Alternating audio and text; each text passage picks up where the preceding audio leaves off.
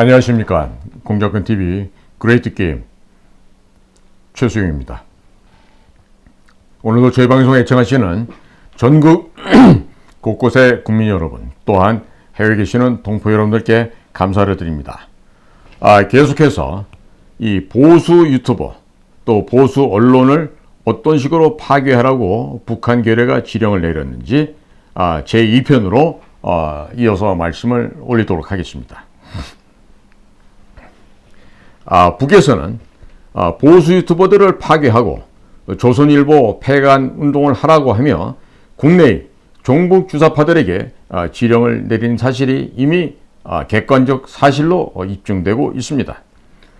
지난 시간에는 북의 지령을 문재인 정권과 방송통신심의위원회 또 구글코리아, 더불어민주당이 어떻게 이행했는지 말씀드렸고 1편을 안 보신 분들은 1편부터 이 방송을 보시기 바랍니다.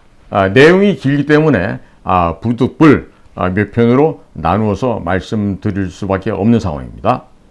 자, 북에서 이태원 사고를 이용하여서 윤석열 대통령 퇴진운동을 하라고 지령을 내리는데 퇴진이 추모다, 이런 그 시위 구호가 모두 북에서부터 내려왔고 이것을 이재명의 더불어민주당과 민노총 세력들이 충실하게 이행을 해왔습니다. 북은 해방 이후부터 남한 지역을 이간질시키기 위해서 끊임없이 지령을 내리고 폭동을 일으켜왔고 가장 대표적인 것이 남로당 총수 박헌영이가 주도했던 1946년 9월의 총파업과 10월 대구 폭동이 있었고 또 1948년 4월 3일에 제주 4.3 폭동과 여수 순천 반란 사건이 있습니다. 국민들께서 민주화운동으로 기억하고 계시는 4.19 또한 북의 공작에 의해서 진행됐던 것을 살펴볼 수 있겠습니다. 북은 기념우표까지 발행하면서 기념을 하고 있습니다.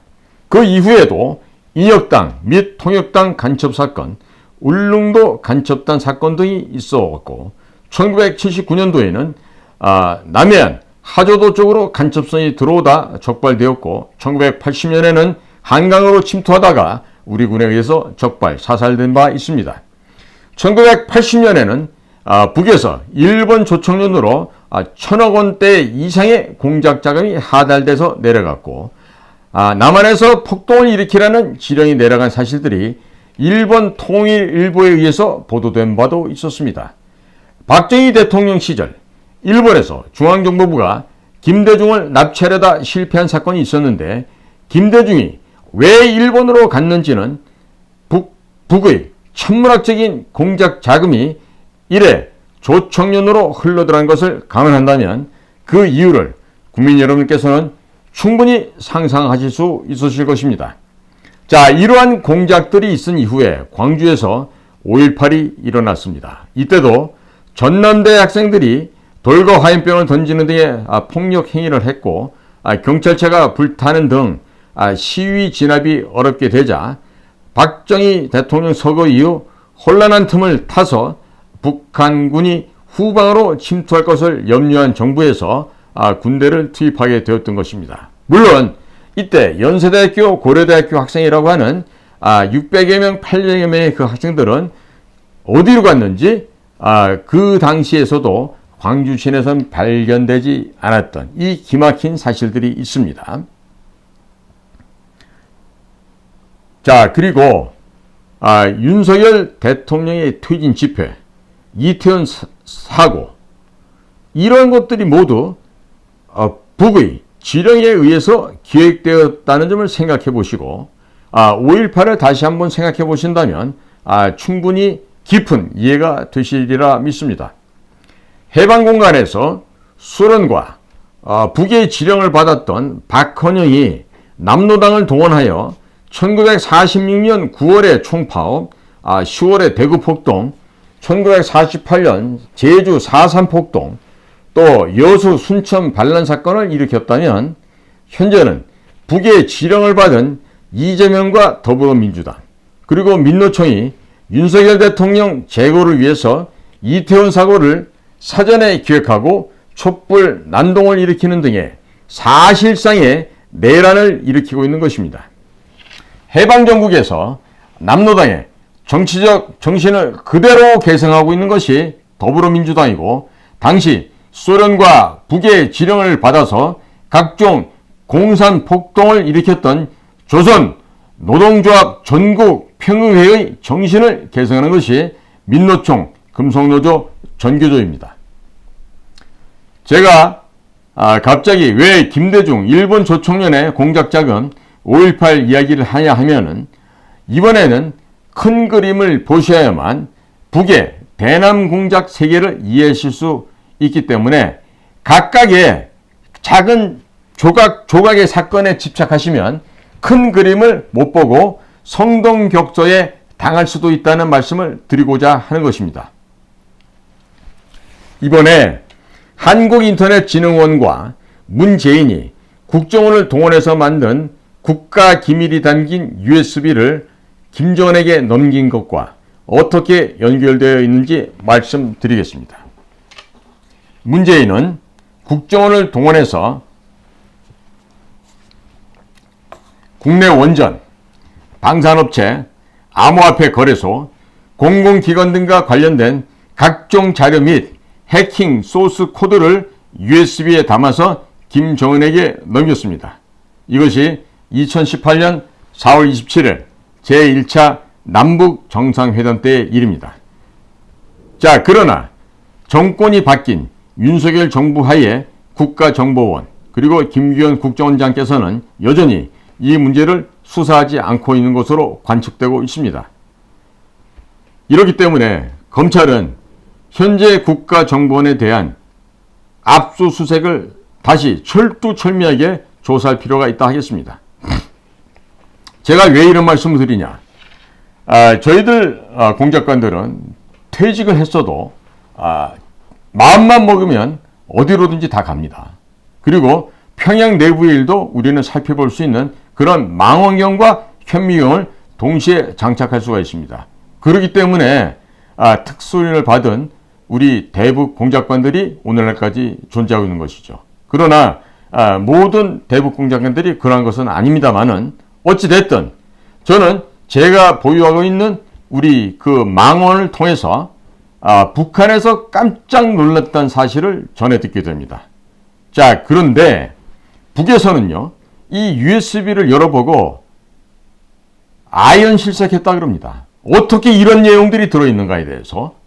자, 그 내용들이 주로 대한민국이 보유하고 있는 원전 산업, 그 원전 산업 중에 특히나 플루토늄을 만들 수 있는 중수로 방식의 원자력 발전소를 북에다 지어주겠다는 그 설계도가 들어가 있었고, 두 번째로 북에 대해서 어떻게 금융 지원할 것인가에 대한 구체적인 방법이 들어가 있었고, 또 세 번째로는 대한민국의 방위산업체, 또 한국의 이런 주연 기관 산업체에 대한 접근할 수 있는 소스 코드 또는 패스워드, 이런 것들이 지금 다 거기에 탑재되어 있었다고 합니다.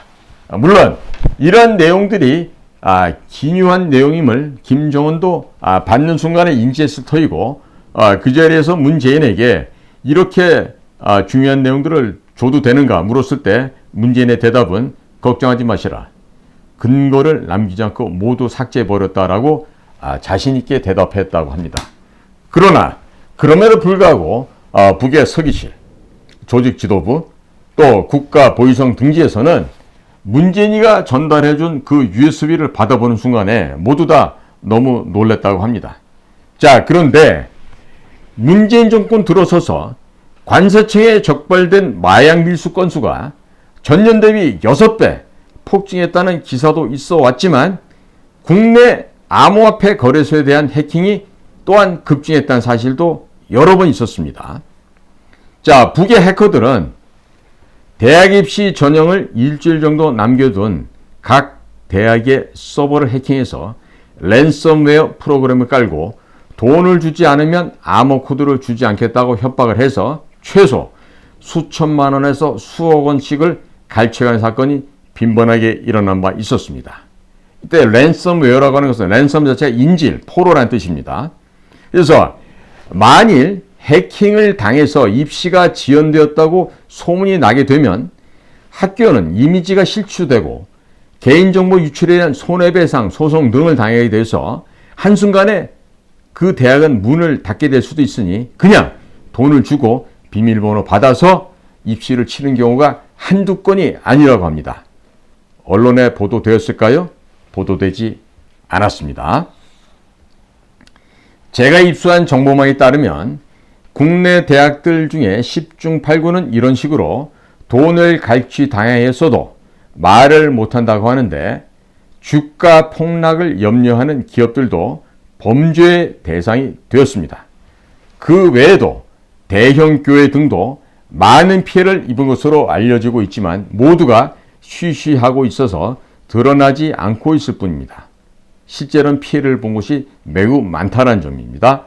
자, 지난 5년 동안 문재인 정부 5년 동안 이런 식으로 피해를 당하고 말하지 못하고 말할 수 없었던 사례를 모두가 다 더하게 되면 최소한도 수조 원 내지는 수십조 원이 이상 될 것으로 예상이 됩니다. 자, 그러면 왜 이렇게 사이버 범죄가 급증하는지에 대해서 말씀을 드리겠습니다. 국내에 사이버 보안 업무를 담당하는 곳이 바로 국정원과 한국인터넷진흥원이라는 이 두 곳입니다. 자, 문재인은 국정원을 동원해서 국가기밀을 USB에 담아 김정은에게 넘겨주는 일을 하면서 사실상 국정원은 국가 사이버 보안 업무를 포기한 것이 되고 맙니다. 그리고 문재인 정권은 또 다른 국가 사이버 보안 업무를 담당하고 있는 한국인터넷진흥원에 대한 무력화 작업에 착수하였습니다. 문재인 정권이 들어서자마자 2017년 7월에 한국인터넷진흥원을 전라남도 나주 땅으로 이전을 합니다. 공공기관 지방 이전의 일환이라고 하였나 그럴 수도 있겠다 생각할 수 있겠지만 이곳에는 거대한 음모가 숨겨져 있습니다. 통상적으로 사이버 보안, IT 등의 업무는 대전의 모든 기능이 집중되어 있고 국내의 최고 전문가들이 대전에 상주하고 있으니 공공기관 이전할 때에는 대전으로 이전하는 것이 상식이고 합리적인데 뜬금없이 아무런 사이버 보안 인프라도 없고 전문가도 없는 전라남도 나주로 본청을 옮기고 비전문가를 원장으로 임명하였던 것입니다. 사이버 테러를 당할 경우에 국가 전체가 마비될 수도 있기 때문에 각 국가는 사이버 안보에 많은 국가 예산을 투자합니다. 또 문재인 정권은 사이버 전문가가 전혀 없는 전라남도 나주 시골로 사이버 보안을 담당하는 한국인터넷진흥원을 이전하여서 사이버 보안을 사실상 무장 해제하였습니다. 문재인 정권에서 군부대 해체, 전방초소 해체, 군부대 전력 약화, 국정원 마비, 기무사 해체, 국군정보사 해체 등의 작업을 진행하면서 사이버 안보를 책임지는 한국인터넷진흥원 또한 전라남도 나주로 본청을 이전하면서 사실상 해체 작업에 착수하였던 것입니다. 한국인터넷진흥원 제5대 김석환 원장은 2017년 11월에 취임했는데 이 사람은 부산대학교에서 무역학 학사, 동아대학교 언론홍보대학원, 동아대학교 대학원 언론학 박사 출신으로 부산 MBC 보도국, 부산방송 보도제작팀 팀장, 동서대학교 디지털 영상 매스컴 학부 겸임 교수를 역임한 사람으로 사이버 보안과는 거리가 전혀 먼 그런 인물입니다. 자, 그 다음 6대 원장으로 서강대학교에서 정치학 학사, 석사, 박사를 딴 이원태 정치학 교수를 임명하였습니다. 사이버 안보 전문가들이 자발적으로 한국인터넷진흥원을 떠나도록 유도하기 위해서 정주 여건이 좋지 않은 전라남도 나주로 보내고 원장에는 정치학 전공한 교수를 임명한 것입니다. 이때 이 분야 전문가들이 극심하게 반발했다고 합니다. 한국인터넷진흥원이 전라남도 나주로 내려와 북과 중국의 해커들이 마음 놓고 들어올 수 있도록 사이버 공간에서 국경선을 열어준 것으로 추정되고 있는데, 검찰에서 이 부분도 철저하게 한번 수사를 해야 할 것입니다. 문재인 정권은 2021년 1월 10일 이원태 한국인터넷진흥원장의 또 임기를 임명하게 되는데, 임기가 3년으로서 2024년 1월 10일까지입니다. 자, 이원태 원장은 1966년생으로 경기도 성남 출생이고, 여기 또한 서강대학교 정치학과 학사, 서강대 정치학 석사, 서강대 정치학 박사학위를 가진 정치학자인데 사이버 보안 분야 전문가는 결코 아닙니다.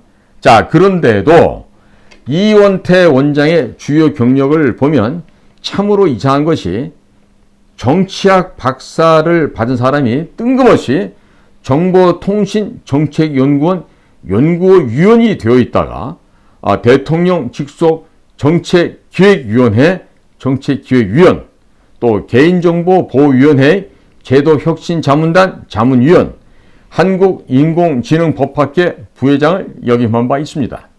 자, 정치학 교수가 어떻게 정보통신정책연구원의 연구위원으로 입사를 할 수 있었는지, 입사 비리에 대해서도 검찰에서는 철저하게 조사를 해볼 필요가 있습니다.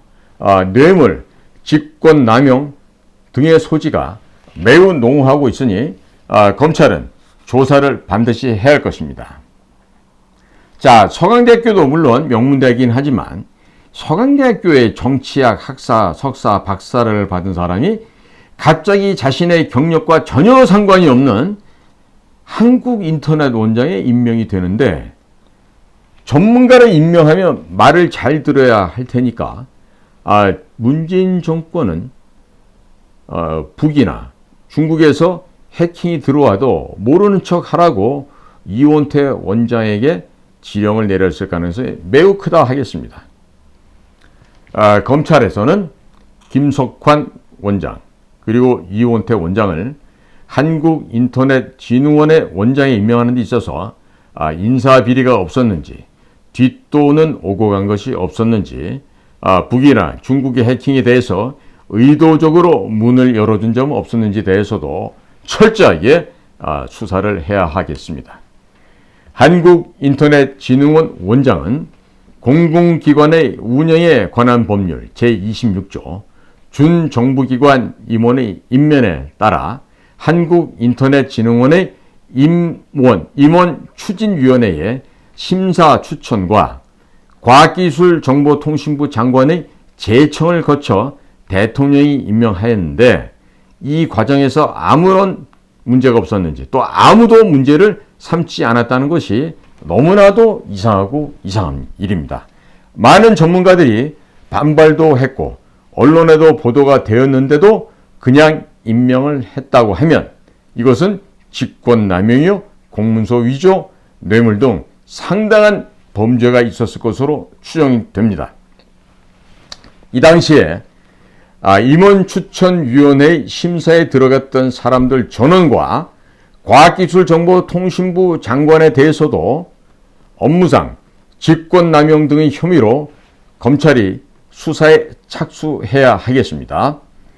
북과 중국의 해킹으로부터 문을 열어주기 위해서 과기부 장관까지 가담했다고 보고 수사를 하는 것이 정상적인, 그런 합리적인 절차라고 평가됩니다.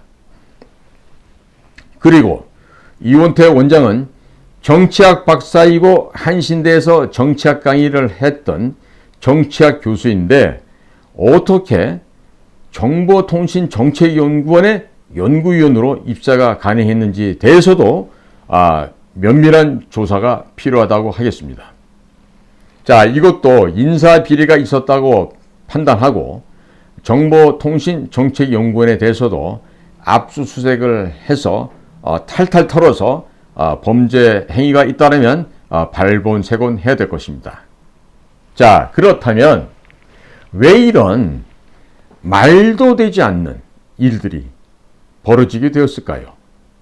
이런 점에 대해서 말씀을 전해드리고자 합니다. 김대중, 노무현 이 10년 동안에 과거 운동권 경력자들을 25군데의 정부 정책연구원 및 공공기관에 엄청나게 낙하산으로 임명을 하였고 그들에게 밥그릇을 만들어주는 일을 하였습니다. 자, 그러면서 모든 국가 기밀 및 정책 연구 자료들이 북과 중국으로 넘어갔다고 평가해야 할 것입니다. 자, 이때 얼마나 웃기는 일들이 있었냐 하면 한국해양수산개발원의 소육질 초음파 검사로 석사 논문을 썼던 자가 거기에 들어오게 되고 또 전자상거래로 논문을 썼던 사람도 들어오는 등 이런 해프닝이 웃기는 일들이 한국해양수산개발원에서 벌어졌던 것이죠. 그래서 당시에는 한국해양대학교, 이 대단한 명문대학교입니다. 이 한국해양대학교 출신의 최고 엘리트들이 그 연구원에 입사시험을 치기만 하면 떨어진다는 이야기가 파다 있었습니다. 자, 이명박 정권 당시 한국해양수산개발원을 개혁하기 위해서 보냈던 원장을 내쫓기 위해서 한국해양수산개발원 노조원들이 아침마다 원장 집 앞에 가서 꽹가리를 치고 시위를 하니 원장이 암에 걸려 죽은 사례도 있었다고 합니다. 일단 비전문가들이 입사를 해서 대학원 석사 및 박사 과정을 유사학과로 진학하면서 신문 세탁, 경력 세탁을 대거하였습니다. 한국해양수산개발원에서 NLL에서 우리 군을 사실상 무장 해제시키고 NLL에 북한 어선으로 위장한 북한의 군함이 내려올 수 있도록 길을 터주는 서해 남북 공동 어로 정책이라는 것을 만들었습니다. 그리고 서해를 평화의 지대로 만들자고 하면서 한강하구를 준설하자는 정책, 이 또한 한국해양수산개발원에서 만들었고 당시 박원순 서울시장은 한강하구에 있는 수중보를 허무는 작업을 진행하다가 시민들의 반발에 무력화된 적도 있었습니다. 1980년 3월 한강하구로 간첩선이 침투하다가 모래톱에 걸려 좌초되자 육지로 상륙을 시도했습니다. 그러나 이들은 우리 군 병사들에 의해서 소탕을 당한 사건이 발생한 바 있는데 한국해양정책연구원에서 서해 공동어로 수역 정책을 만들면서 한강하구 모래를 준설하는 계획을 수립하였고 박원순 시장이 추진하는 한강하구 수중보 철거 계획이 계획대로 실행되었다면 북한군의 반잠수정은 한강에 잠실까지 충분히 들어올 수 있었을 것입니다. 그리고 노무현 정권에서 한강하구와 북한 예성강을 오가는 관광페리를 운행하려고 했는데 이것이 만약 실행되었으면 북괴군이 페리 타고 대규모로 들어와서 휴전선 남쪽에서 휴전선을 지키고 있는 우리 군 등 뒤에서 총을 쏘는 일도 벌어졌을 것입니다. 자, 그런데 문재인 정권 들어서서 국정원을 동원하여 국내 원전, 방산업체, 금융기관, 공공기관을 해킹할 수 있는 방법이 들어가 있는 USB를 제작을 했고 그 USB를 김정은에게 넘겨주었으며 그와 비슷한 시점에 국내 사이버 보안을 책임지고 있는 또 다른 방어 체계인 한국인터넷진흥원을 무력화시키기 위해서 전라남도 나주로 이전을 하였고 정치학자를 책임자로 임명했다는 것은 북과 중국이 마음 놓고 국내 금융기관 및 국방과학연구소, 기업, 공공기관 등을 해킹할 수 있도록 도와준 것입니다. 검찰은 전체 국책연구기관의 모든 연구원들이 입사할 때 입사 기준에 맞게 입사한 것인지, 아니면 부적격자가 입사를 해서 해당 분야 학위를 따는 방식으로 경력 세탁을 한 것인지에 대해서 철저하게 조사할 필요가 있다 하겠습니다.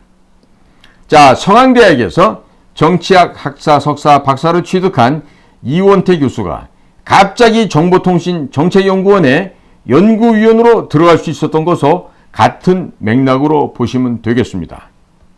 문재인 정권은 국정원을 동원하여 국내 원전 설계도, 방산업체 해킹 방법, 암호화폐 거래소 해킹 방법 및 소스 코드 등을 USB 등에 담아서 북에 넘겨주었고, 북에서는 이 USB를 열어보고 너무 놀라 입을 다물지 못했다는 이야기가 전해지고 있습니다.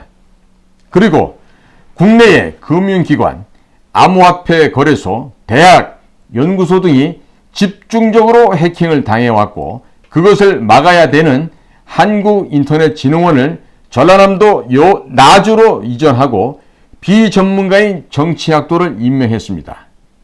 그림이 지금 훤하게 보이시죠?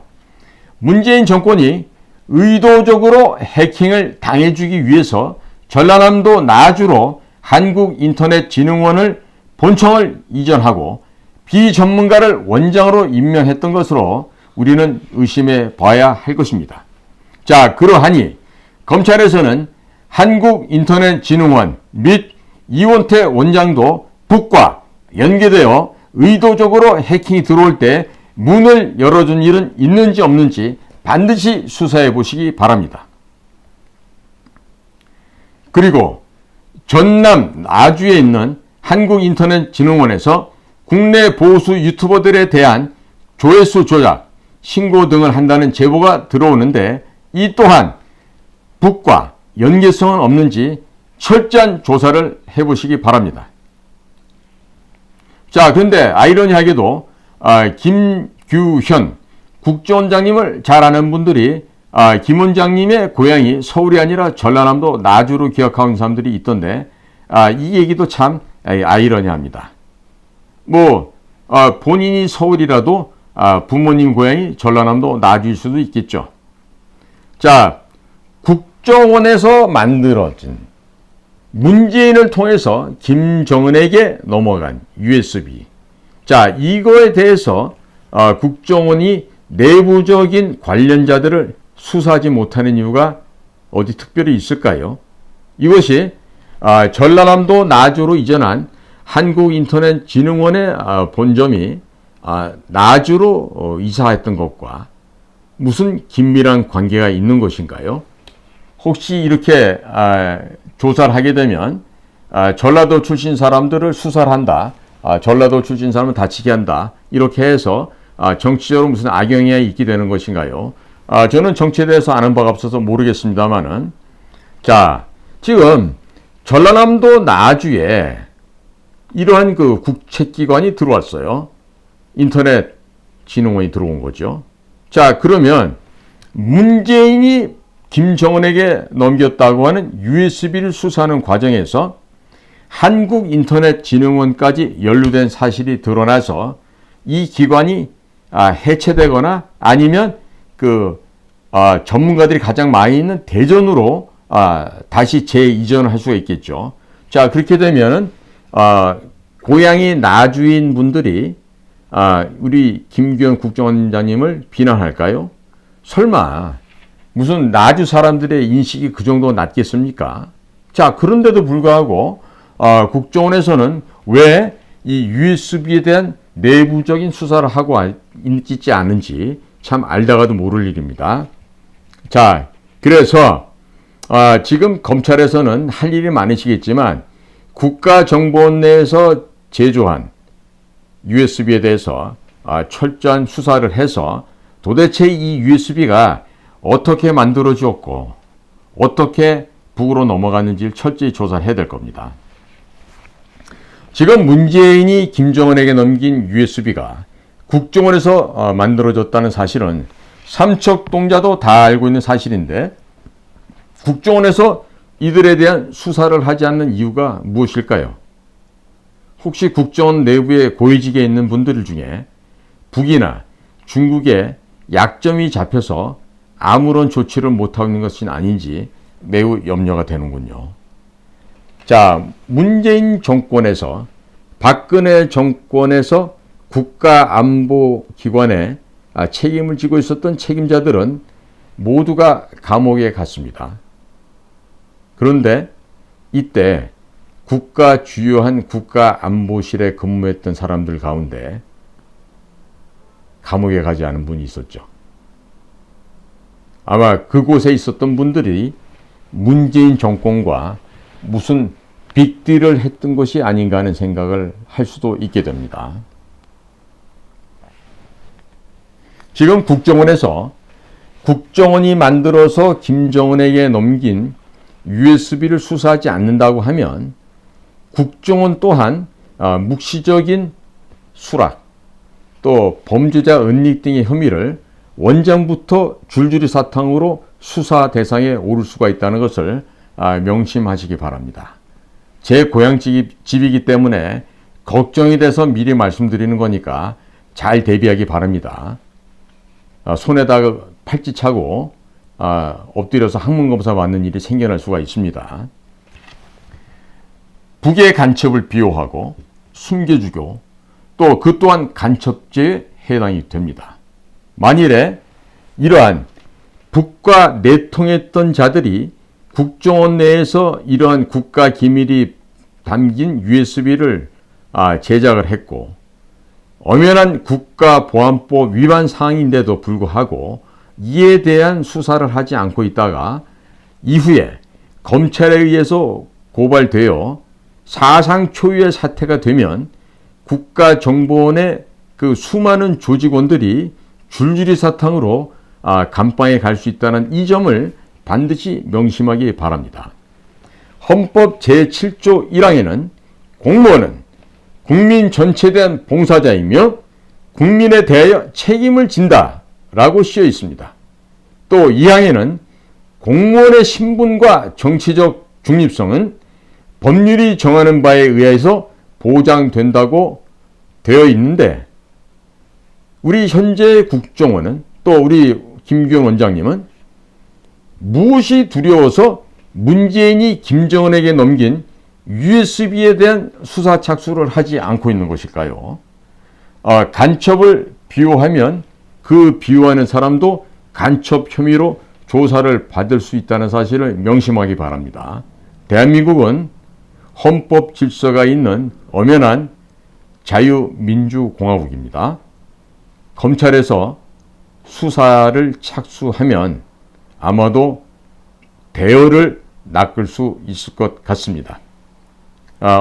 오늘은 이 북의 공작 지령이 어떤 식으로 지금 대한민국의 언론과 유튜브를 파괴하려고 하는지 그 의도와 배경 또 문재인 정권에서 자행되어 온 그 역사적인 사실에 대해서 말씀을 드렸습니다. 다음 편에서 또 자료를 준비해서 추가적으로 말씀드리겠습니다. 오늘은 여기까지 하고 마치도록 하겠습니다. 오늘도 저희 공작관 TV를 경청해 주신 모든 여러분들께 감사를 드립니다. 경청해 주셔서 감사드립니다. 고맙습니다.